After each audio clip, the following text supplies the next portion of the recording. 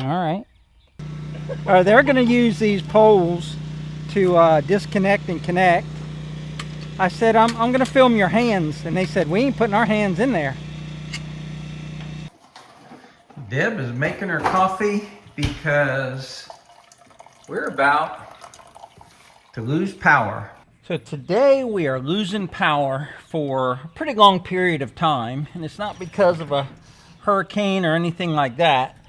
But it will be a good exercise in running our whole home generator. We've had unstable power since we've moved to Piney Grove. It's a real old electrical grid system as far as the telephone poles and all that. And it wouldn't take much for us to lose power as far as a light storm, you know, just seemed like it flickered a lot, or it would go out for 5 minutes to, you know, 3 hours. One day or one time it went out for like 3 days. Well, they're upgrading our power grid and putting in all new telephone poles, and these things are beasts. Just the biggest, beefiest wooden telephone poles. So here's what's going on here. You can see the old pole is real close to the fence, and that's our service pole. And they've put in all new line poles down here. They're super, super beefy and a lot farther away from the fence, so it's going to be easier for mowing. And then up here, this was where the old power transmission lines were, and they've bridged it over to that one just to give us power temporarily.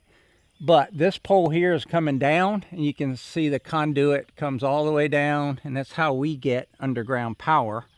And what they got to do is they got to trench over here through this super, super hard, dry clay, and then go up that pole, and then we will get power. But that'll give us much more stable power coming here with all these new poles and all these electrical lines. And then we'll have, we have underground power going up to a transformer. But the biggest thing that I wanted to make clear to them was I'm not going to electrocute them with my generator, that we have a physical lockout up here. I said, just knock on the door and I'll show you what I'm doing on my end, because I want you guys to have confidence that I'm not going to backfeed the line with electricity while you're working on it, because they're going to totally disconnect our transformer up here. So after they do what they do out there, and they're going to pull that pole out, and one of the bonuses of this is I got 6 of their telephone poles, and none of them are rotten or anything. They're just they were less beefy, and they wanted to beef up the power grid. So I've got 6 40-foot poles, and I've already cut off 8 foot of one and used it for a post already.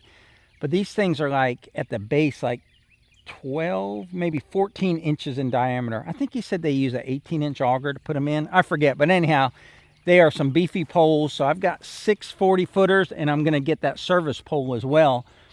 But that out there comes underground 800 feet that we paid for 8 years ago or 7 years ago when we first got power here on the property, when there was nothing else here.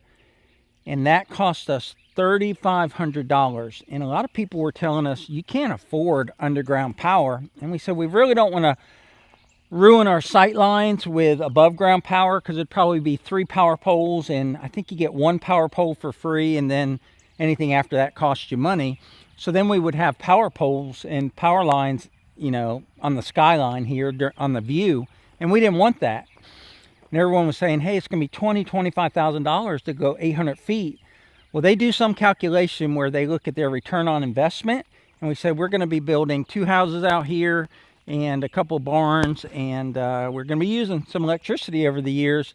And anyhow, I don't know, it went into some magic number generator and it spit out $3,300 or something like that. And we said bet, do it. And so we have underground power here, and then this goes underground to 3 different meters on the property. It's not ideal because we have to pay 3 separate meters, but I tried to get rid of the mega shed meter when we built the new house last year, and because it's like $25 a month just to have a meter on your property, even if you don't use electricity. And to bring it, to put 400 amps over there at the house and then bring 200 amps underground to the mega shed without labor, I think it was $400 just for the material, or excuse me, $4,000 just for the material, because to go from a 200 amp house panel box to A 400 amp was like 1,500 extra just for the hardware. And then the wire that goes across to carry that 200 amp load is a stupid amount per foot. Like it would be, it probably was like $600 just in the wire. So we didn't do it. We said at $25 a month, you've got to pay a lot of $25 a month to get back your money if it takes, you know, $4,000 to get rid of a meter. So we got 3 meters on the property, and they're all fed by this transformer, which they have to disconnect. And then we've got the pad here that the generator goes on. I might not even put it there. I might just keep it over there just for noise. I got a long enough cord. But we'll lock it out with this interlock or lockout or whatever it's called. So this lockout switch, the way it works is I can't turn on my generator breaker that's in the off position until I slide this up. Right? Well, I can't slide this up until I take that 200 amp breaker that comes from the input or from the grid and turn that off. Once I move that over there, this will slide up, and that'll let me turn this on, which will energize that. And once that's energized, it will energize the panel inside the garage. So this is the Champion Tri-Fuel 15,000 watt generator. And Champion sent it to us to make videos, and those videos are already out there. So if you want to learn about the generator itself, you can check out those videos. Today's video is not about the generator, but more about using it to have internet and air conditioning while they work on our power for about 3 hours. I have a little bit of a slope here, so I think I'm going to leave it right there. That way, with the prevailing wind and everything, I won't get any exhaust near that door there going into the house. And also it'll be level so that the oil levels in it won't be at an angle. Last thing I want to do is starve this thing of oil. I just remembered though that my battery's dead on this. I'm pretty sure it's dead. Let's see. Yeah. All right. Looks like it's low on fuel. This thing is a gas hog. So I'm going to have to fill it up. I want to sell this ATV, but I just never get around to doing it because I just don't use it anymore, because we have mainly use our electric side-by-side, and this just doesn't get used. Love this machine, I just don't use it. And it's got a fairly new battery in it, but I was thinking that if I sell it, I won't have the battery to steal from it to run the generator. So at some point I'm going to have to buy a new battery for that generator. I think this battery was $115 just for this ATV. And I don't mind paying that for battery. I just hate paying that for battery in the generator that may just literally may go dead before it ever gets used. We're going to be in the mid-90s with a heat index of well over 100. I feel sorry for those utility guys. They work out in the weather, all sorts of weather, whether it's cold, raining, you know, after a hurricane, after a tornado, fixing your power. I mean, they're the unsung heroes of this video for sure, and they've got to work in this today.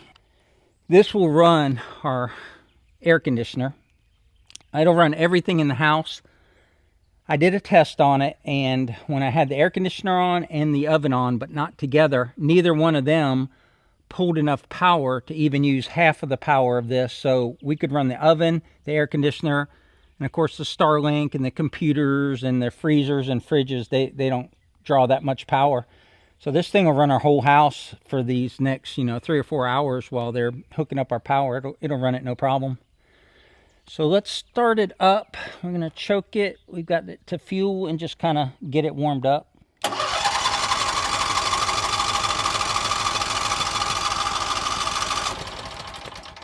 All right. It never starts good the first time, but once it starts, it's good to go. There we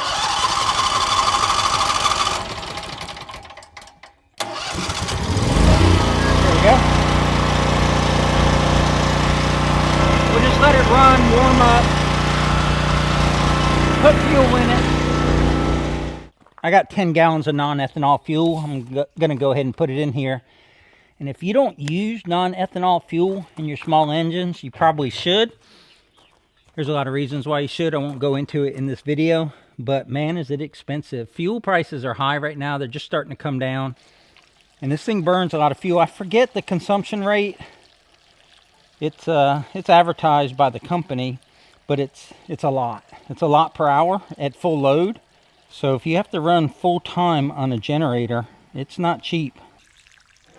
Okay, that brought me to 3/4. I can monitor this. I don't really want this to be full, but I'm gonna go with that. Not because I'm cheap, but just because if I don't need it for hurricanes or anything this year, then it'll be easier to drain a couple gallons than it will be to drain 10 gallons. So we're gonna go with that. All right, we're all set. I'm gonna wait for the power to go out. They said it'd be a little while because I got to do some stuff on that end, dig in the hole, the trench and everything for the underground cable. Okay, time to switch to generator power. The guys are here. They're going to disconnect our transformer, and I already showed them that I'm going to keep them safe. I've showed them that I've turned off the breaker, the 200 amp breaker that comes from the transformer over here. I haven't turned on the breaker for the generator yet because I'm not quite ready for it. All right, let's crank this baby up. I'm going to plug it in, but I'm not going to turn on the power for the breaker.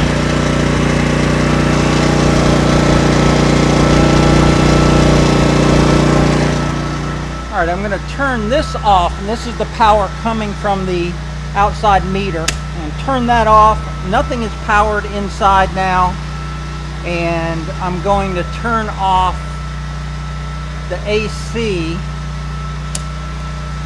just because I don't want the AC starting up if the fridges and everything else are starting up. We'll turn on the 50 amp breaker. Should be powered up there. Send power over to the house. I've already locked out the power so I can't backfeed them. So when I do that, this comes up. Now I've powered the panel inside the garage.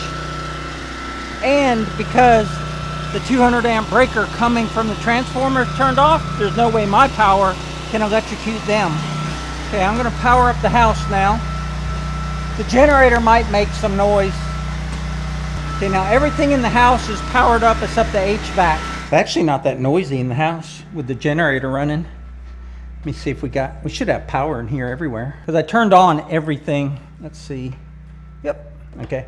So we got power. Take a minute for the Starlink to reset. I don't have the AC on yet.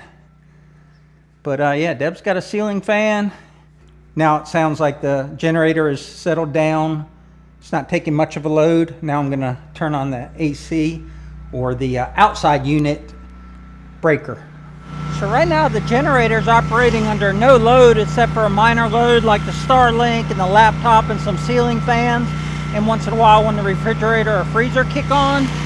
But I'm going to turn on the HVAC, so it may sound like it has a load as it tries to compensate for the starting amperage of the HVAC.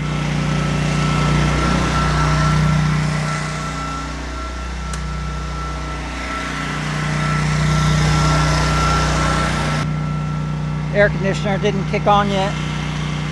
So this thing has a built-in carbon monoxide sensor, and it just cut off, and that's blinking, so what I gotta do is just kind of face it into the wind. I understand the safety behind that carbon monoxide sensor, but I also think that it can be a little too sensitive. Okay, it should start now.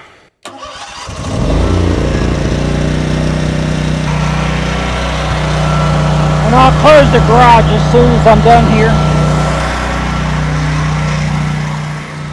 The most important thing just kicked on, and the generator is handling it fine. Got our AC running, our outside condenser. We got 2 bars right there. So it's got 6 bars, maybe 7 or 8, and it's only using 2 bars to run the thing that draws the most power in the house. I'm going to go ahead and turn the water heater off. We don't need that to come on at all. Dryer, kitchen lights, all these. So when that carbon monoxide sensor went off, I had to reset everything, and I didn't notice at first some of the breakers had popped because of that, but they're all good now. And the AC is on, and we'll check the thermostat. So 72, running great. Not too much load on the generator. Deb's happy, making videos for y'all. Our well isn't run off of this generator, so I told Deb, don't flush the toilet. I mean, you can get a couple flushes out of the toilet. You could get a little bit of water because the well is holding it at 60 psi, and until it drops down to below 40, that's when the well pump would kick back on. But you could drop it down even lower than that because there's no power to it, and get a little bit of water. But it's just not worth it to hook the well up to another generator or swap this one back and forth to recharge the water system. So we're just going to let it run like this till the linesmen are done out front. All right, they're all done. We've been running on generator for a short period of time, but they're getting ready to hook up the power back to the house. They're going to use these poles to disconnect and connect. I said, I'm going to film your hands, and they said, we ain't putting our hands in there. So that you do that just to stay safe, huh? So they got these tools where they never touch anything, and I assume they're made out of fiberglass or something that doesn't conduct electricity. And he just took that ground jumper right off there.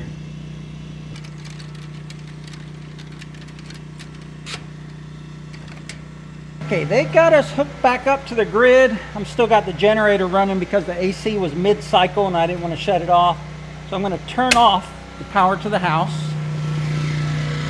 and I'm going to turn off the generator. I'm going to turn off the fuel, and it'll keep running until it runs out of fuel. First I'll turn off the breaker. Now it's no longer sending power anywhere. Turn off the fuel and it'll sputter and turn off here in a minute.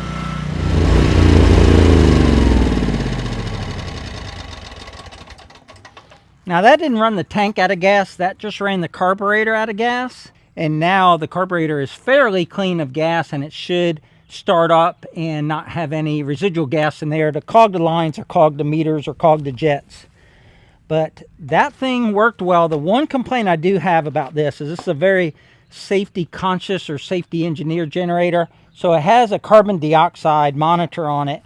And as the wind shifts, even though this is far away from the house, it shut off twice while we were using it. So I got to figure out the best way to position it so that no matter which way the wind blows, because I understand safety, and I understand that if it's up against the side of the house, it's going to collect exhaust fumes there. But out here, it shouldn't have a problem, and you don't want this thing to turn off in the middle of the night or, you know, 3 or 4 times a day. So I've checked with Champion to see, you know, what I'm doing wrong with that, because I started off with a wind coming that way, then I had a wind coming from that way, and now I have a wind coming from that way. But other than that, it's a solid unit. I don't know how much gas it burned. It's got well more than half a tank in it right now, and it's just ready to go for the next power outage. But I'm going to power up the house while the guys are still here, make sure that everything's good. They've already checked the meter, and then they're supposed to be taking that big pole, taking it out and putting it on my side of the fence. Now we are back on grid.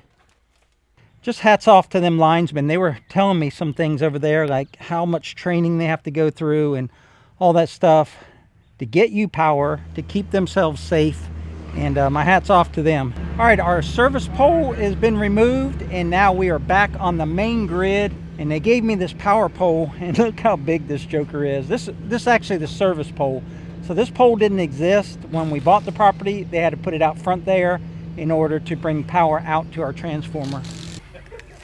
That's one heck of a pole. So they made it so I can just grab it with the tractor, and I can just drag it over here where the rest of them are. So that'll give me 7 40-foot poles. I told the boys they didn't have to shovel this, but one of them just wouldn't stop shoveling, so they got it pretty clean. But I'll come out here with the tractor, clean it up, and pack it in. Great group of guys, hardworking guys out there in the hot sun. So when you see one, thank one. But that's going to wrap up today's video, folks. We'll catch you on the next one. Take care.